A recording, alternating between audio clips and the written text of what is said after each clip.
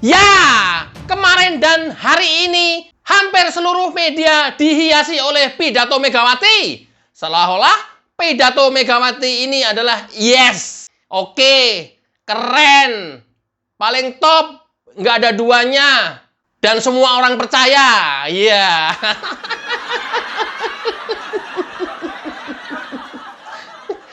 So yes, dengan nada tinggi dan teriak-teriak seolah-olah peduli terhadap negeri ini untuk meyakinkan rakyat Indonesia. Ya.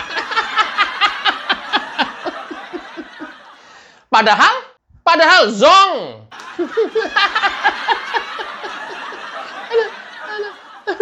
Ya wajar sih, namanya juga diundang oleh Mukernas Partai Perindo untuk memberikan pidato kebangsaan. Ya, wajar. Isinya memang tentang kebangsaan. Tapi beberapa item yang perlu kita highlight adalah ketika menyinggung-nyinggung pemerintahan sekarang, menyinggung-nyinggung Jokowi. Nah, ini yang perlu masyarakat kasih penjelasan supaya seimbang. Dan penjelasan ini nggak mungkin dilakukan oleh lingkungan istana. Nggak mungkin juga dilakukan oleh relawan Jokowi. Dan nggak mungkin dilakukan oleh orang-orang terdekat Jokowi. Karena itu, sekarang kita sebagai rakyat Indonesia yang ikut memahami kondisi Indonesia sampai dengan hari ini, berikut para pemimpinnya terdahulu yang sudah pernah memimpin Indonesia, dan kita juga merasakan hasilnya, perlu kita luruskan tuduhan Megawati ini. Simak videonya. Kalau saya suka bilang sama Hasto, sayang mulutku cuma satu. Ada kan kalau di pewayangan Aji Rawa Rontek, wah itu bisa kepalanya jadi 10 kan. Lumayan deh aku nggak teriak-teriak kayak gini. Karena saya nggak terima negaraku dibeginikan oleh sementara orang yang berpikir bahwa kekuasaan itu adalah di atas segala-galanya. No!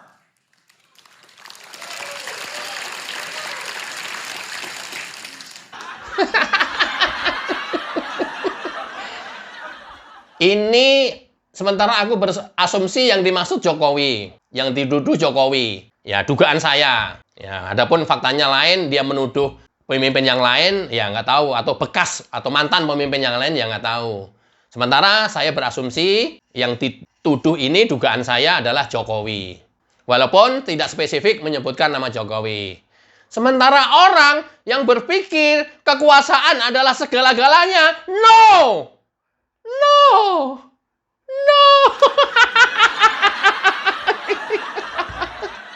Siapa kira-kira yang dimaksud dalam pidato Megawati ini? Tulis di kolom komentar dulu ya. Siapa ayo? Dugaan saya Jokowi.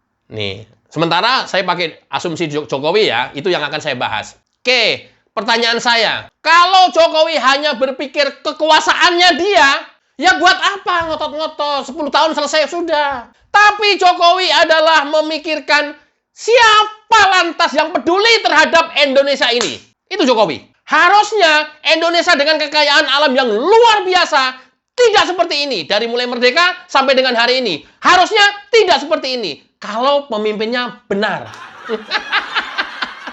Mampus. Hah? Loh, kita mengalami kok. Dari Soeharto, Gus Dur, Megawati, SBY, mengalami semua kok. Hah? Dan ya begitu-begitu saja kok. Dengan kekayaan alam yang melimpah ruah, malah diserahkan ke asing semuanya kok. Gimana? Indosat malah dijual kok. Nih, saya kasih tahu ya teman-teman ya. Ini khusus dari rakyat untuk rakyat. Bukan politisi. Bukan atas misi-misi. Bukan jubir presiden. Bukan jubir Jokowi. Bukan relawan Jokowi. Bukan. Dari rakyat untuk rakyat. Kita sekarang udah nggak pedulikan dengan politisi-politisi yang hanya memikirkan kekuasaan dirinya sendiri, ke partainya dan kelompoknya. Udah banyak terbukti. Dari dulu sampai dengan hari ini, kita tidak pernah bisa melihat satu pemimpin pun yang peduli terhadap negara ini terkecuali Jokowi. Senang nggak senang, suka nggak suka, itu yang terjadi sampai dengan hari ini. Sayangnya, kekuasaan presiden, pemimpin negara, dibatasi undang-undang hanya 10 tahun 2 kali periode. Dan Jokowi sudah melalui itu. Jokowi berpikir, semua 10 tahun sudah dibuktikan oleh Jokowi tentang bagaimana mengelola negara yang baik untuk rakyatnya. Kemudian dia akan melakukan serah terima negara ini kepada orang yang benar. Pertanyaanku, siapa yang benar di negeri ini? Sebutkan. Siapa? Anies? Megawati? Ganjar? Siapa lagi? Yang kira-kira benar bisa mengelola negara ini sebesar Indonesia. Siapa? Amin Rais?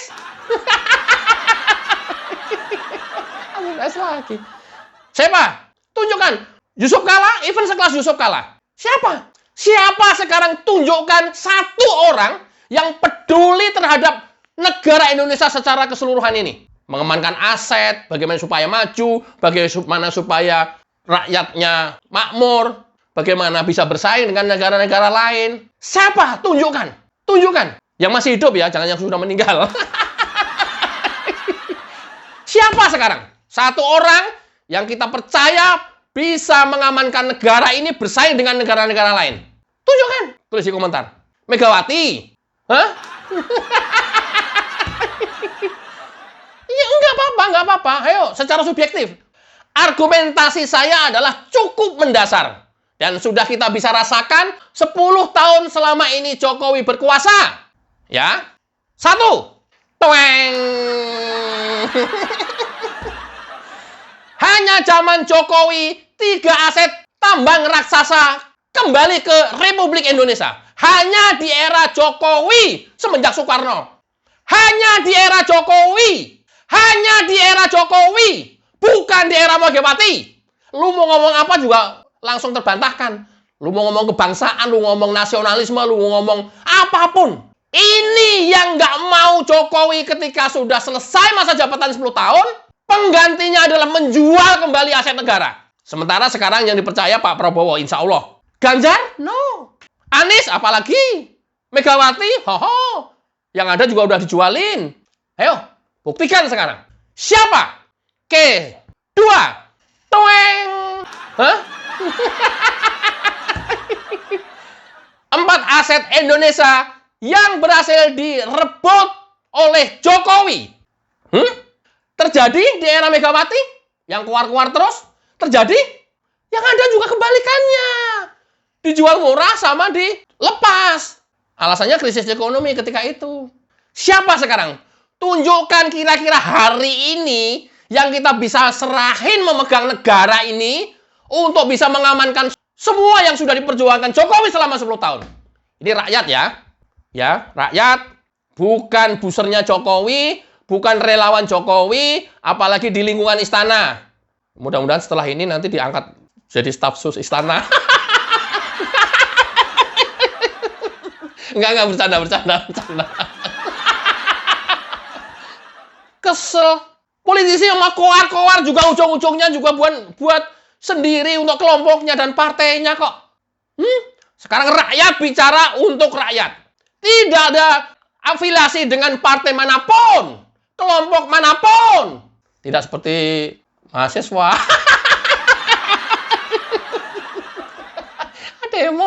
Demo pesanan. Ayo. Oke. 3. Deretan aset Indonesia yang mampu direbut oleh Jokowi. Ini mungkin sama isinya dengan yang tadi. Dan ini hanya terjadi di Jokowi. Dan ini tidak gampang. Ini diperlukan komitmen terhadap negara ini. Ini diperlukan nasionalisme yang tinggi. Nggak peduli, nggak populer, nggak peduli dimusuhi, nggak peduli dilawan negara-negara asing. Nggak peduli. Nggak peduli dimusuhi oleh pelaku-pelaku bisnis yang ada di lingkaran ini. Nggak peduli. Makanya sampai sekarang hari ini mungkin Jokowi paling banyak musuhnya. Karena Jokowi nggak peduli. Yang dia pedulikan adalah ketika rakyat sudah nggak percaya kepadanya. Itu doang. Tapi rakyat yang benar ya, bukan rakyat yang penyinyir ya. Kan banyak banget nih yang mengatasnamakan rakyat nih. Even mahasiswa yang intelektual aja demo mengatasnamakan rakyat. Kan luar biasa itu. Aduh. Iya, demo mengatasnamakan rakyat yang dituntut menolak hilirisasi atau meninjau ulang kebijakan hilirisasi kan. These things bad. Oke. Yang berikutnya, daftar tambang migas yang direbut oleh Jokowi dari perusahaan raksasa Amerika. Kamu bisa? Oke, saya tunjuk nama sekarang. Soeharto bisa? Habibie bisa? Gus Dur bisa? Apalagi kamu, Megawati. Kamu bisa? Kamu bisa? SBY bisa? Jokowi baru bisa. Loh, ini kan kita jalanin semua. Kita ikut mengalami semuanya. Loh, rakyat nggak tidur, men. Lo gila aja kali lo. Emang yang bisa teriak-teriak lu sendiri? Nenek. Rakyat juga sekarang bisa teriak-teriak. Rakyat juga bisa suara kencang. No!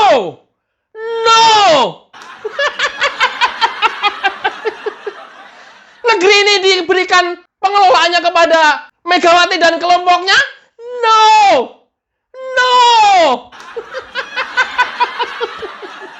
Aduh, teman-teman, ini studio gue kecil. Sampai tetangga gue datang, ini ada apa nih? Kirain berantem gak? Maaf ya. Disangkanya berantem kata saya. Oke, ya. Kan berkali-kali, seringkali kalau saya bikin video itu dibilangnya hoax. Gimana dibilang hoax sih? Wong selalu saya pakai data kok dibilang hoax gimana sih? Ilmu bodong. Katanya Mukidi. Mukidi beraksi lagi. Iya. Oke, yang berikutnya. 4 aset yang berhasil direbut Jokowi dari asing. Wow, mantap. Rakyat harus tahu ini. Rakyat harus tahu ini. Rakyat harus mengerti ini. Supaya rakyat nggak gampang diprovokasi oleh Megawati. Ya, Megawati seolah-olah yes. Seolah-olah kebangsaan yes. Bahasanya indah. Seolah-olah membela rakyat kecil yes. No.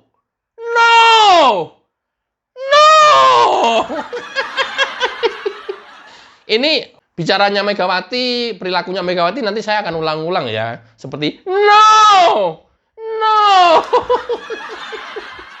Kayak begitu mau diserahin ke Megawati dan kelompoknya. Gila, men. Tunjukkan sekarang siapa pemimpin Indonesia yang sampai dengan hari ini berhasil merebut kekayaan alam kembali ke pangkuan Ibu Pertiwi. Siapa? Kalau dulu Soekarno melawan penjajahan supaya kita merdeka, hari ini hanya seorang pemimpin Jokowi yang bisa merebut kekayaan alam Indonesia kembali ke pangkuan Ibu Pertiwi. Bisa oleh Megawati? No.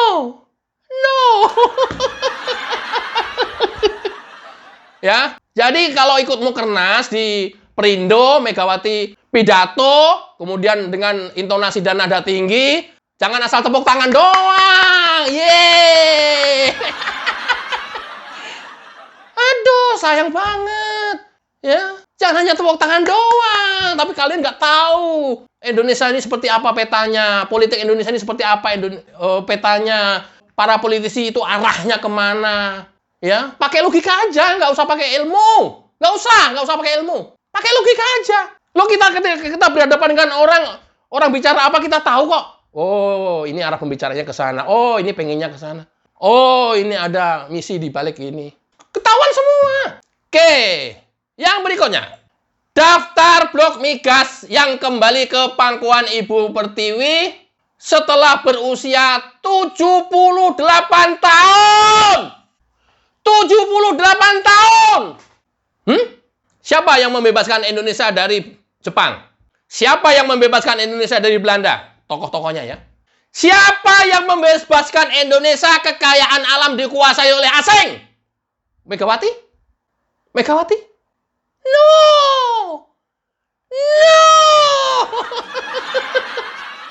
Atau presiden terdahulu sebelumnya? Soeharto? No. SBY 10 tahun? No. Siapa? No. Ini masyarakat harus tahu.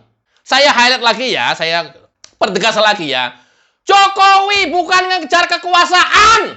Jokowi bukan haus kekuasaan.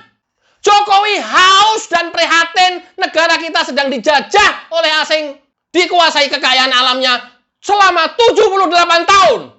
Dan nggak ada satupun pemimpin negeri ini yang berhasil bebas dari cengkeraman itu. Baru sekarang eranya Jokowi.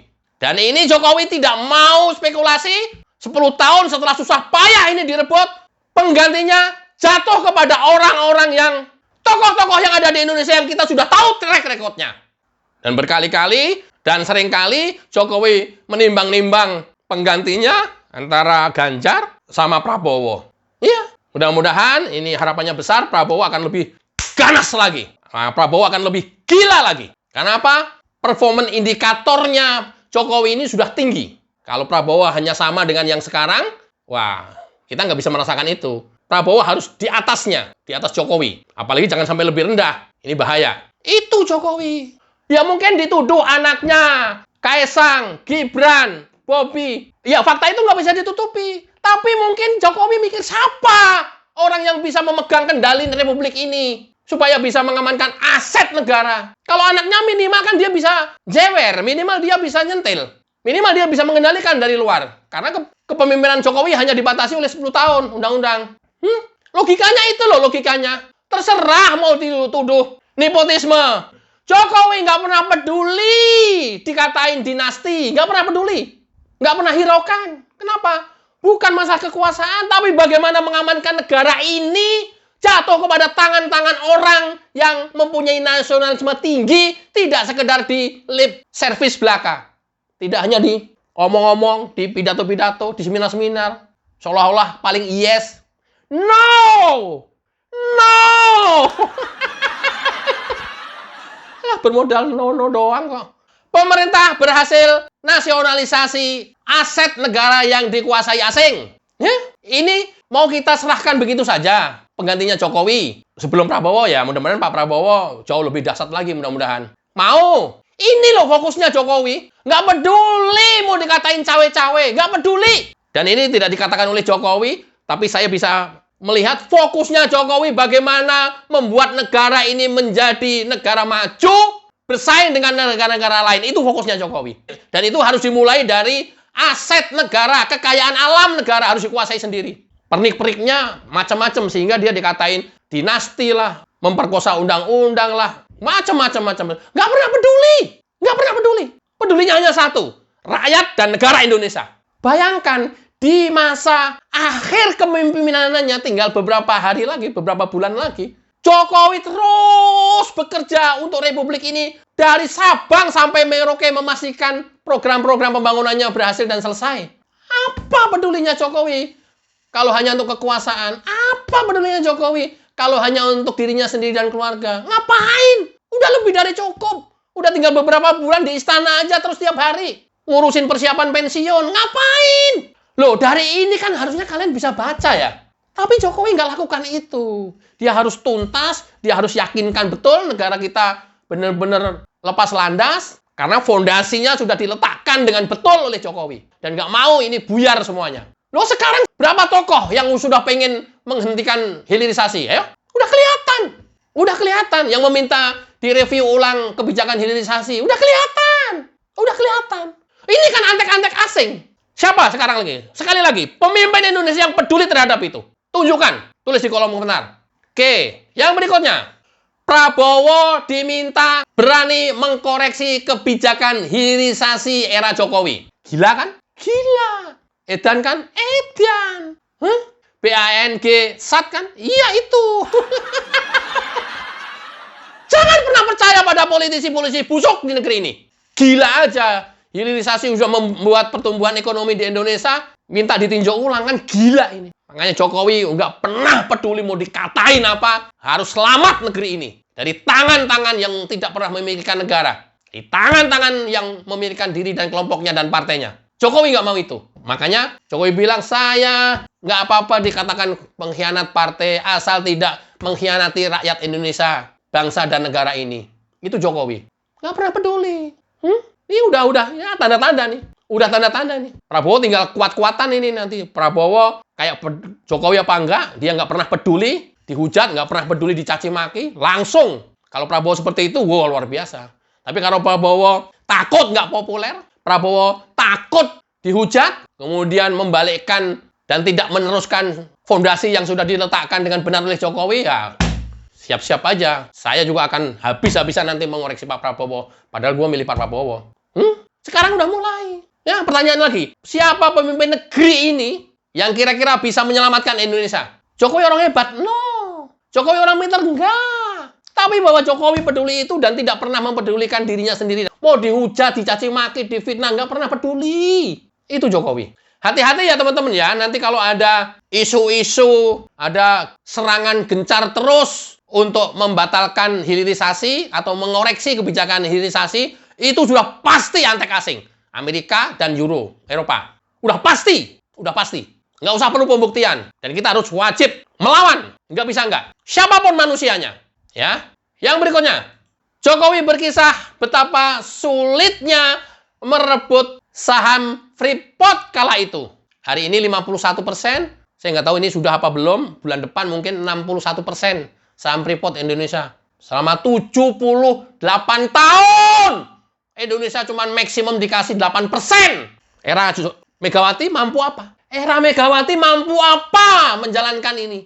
Kalau era Megawati kamu bilang nasionalisme, meneruskan pendiri bangsa ini, mengamankan bangsa ini, kamu mampu apa? Mampu apa? Balik-balik kamu, saya membuat KPK, saya membuat MK, tapi kamu jual Indosat. Nanti kita bahas lagi ya, kan ada pidatonya Megawati yang mengunggul-unggulkan dia bikin KPK. Kita bedah semua kader-kader PDIP yang korupsi. Seru juga ini. Oke, yang berikutnya. Presiden Jokowi berkisah soal perjuangan Republik Indonesia ambil alih pengelolaan blok tambang dari asing. Ini beberapa kemarin, beberapa ada yang dijual oleh presiden sebelumnya dengan harga murah. Sama Jokowi udah direbut lagi sekarang.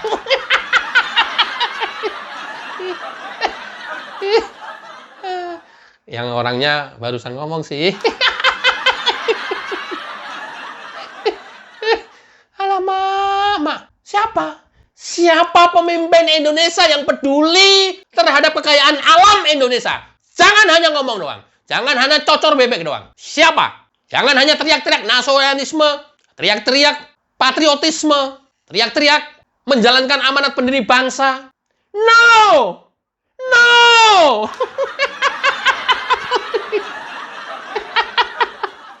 Aduh, masyarakat harus tahu ya. Ini bukan dari lingkungan istana nih yang ngomong nih. Bukan juga relawannya Jokowi, enggak, bukan. No! No! Bukan juga Mahkamah Rakyat, bukan. No! No! No! No! Rakyat jelata. Dari rakyat untuk rakyat. Nah, nanti kalau bikin Mahkamah Rakyat, gua yang mimpin, nah itu murni tuh. Artinya tidak terafiliasi dengan kepentingan partai tertentu. Tidak terafiliasi dengan kelompok tertentu. Tidak terafiliasi karena gua nggak dapet jatah proyek. Enggak. Ya, nanti kita hadang bersama-sama ya.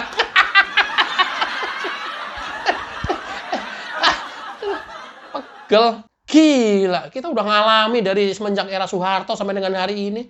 Nggak ada yang bener loh pemimpin kita ini. Sempet, beneran, swear. Oke.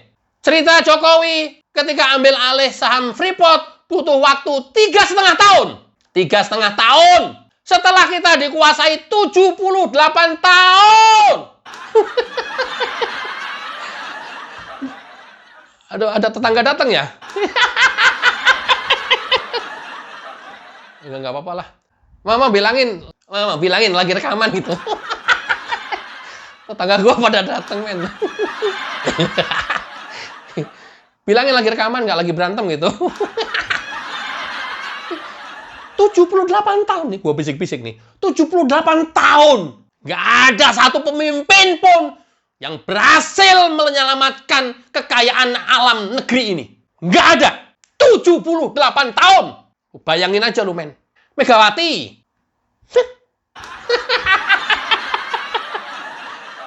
Ketum PDIP seumur hidup.